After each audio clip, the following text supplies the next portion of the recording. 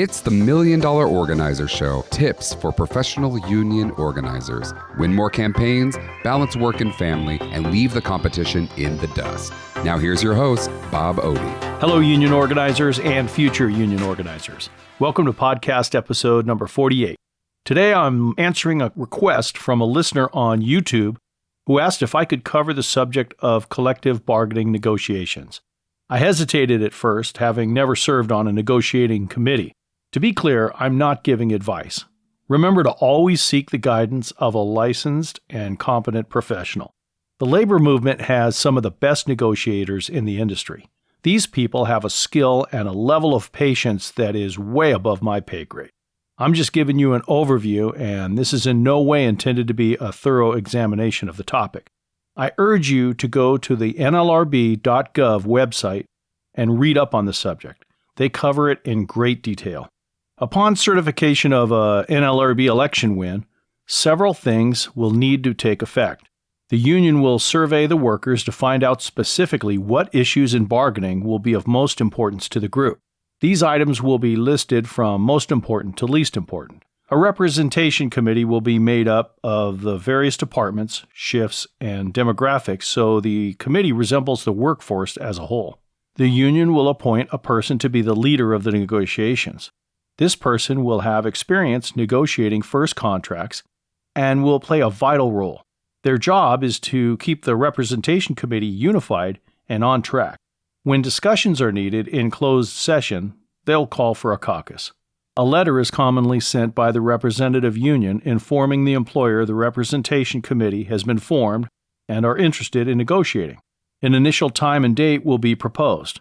The sooner the better. Employers often use stalling tactics to slow down negotiations. Their attorneys won't be available that soon. It's the holidays, it's the tax season, etc. They can stall for a while, but eventually they'll agree to a time and a place in order to give the appearance they're bargaining in good faith. There are mandatory items of bargaining. These include wages, hours, and working conditions. Working conditions is very broad.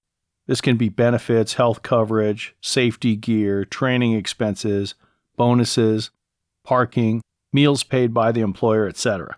Then there are illegal or prohibited items of bargaining. These are things that would violate the law, such as discrimination against a group or hot cargo clauses where an employer would be prohibited with doing business with another employer. You get the idea.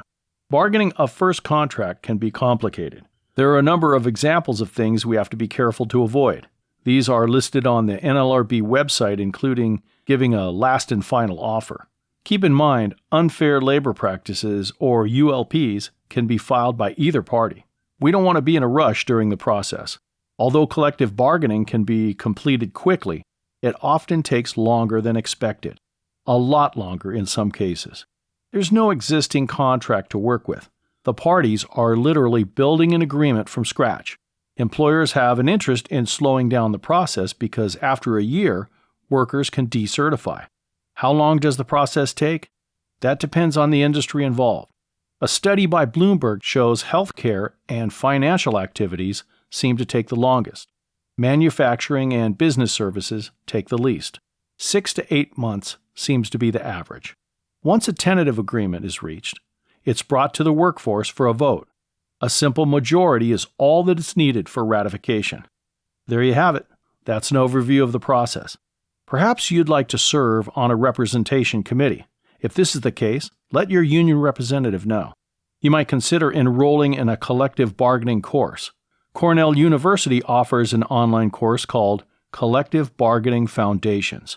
Read some books and articles on the subject. One of the best books on the subject is A Collective Bargain, Unions, Organizing, and the Fight for Democracy by Jane McAlevey. By the way, the audiobook is free with an Audible subscription. Negotiating skills are highly sought after by businesses and organizations alike. This skill set can make you more valuable in the workplace, help you negotiate better deals on homes and cars, and may even improve your relationships. One of the top negotiating books is Never Split the Difference, Negotiating as If Your Life Depended on It by Chris Voss. I hope you found this valuable. Let me know what you think in the comments below. Thanks for listening. We hope that you'll subscribe to the show on Apple Podcasts or anywhere you listen to podcasts.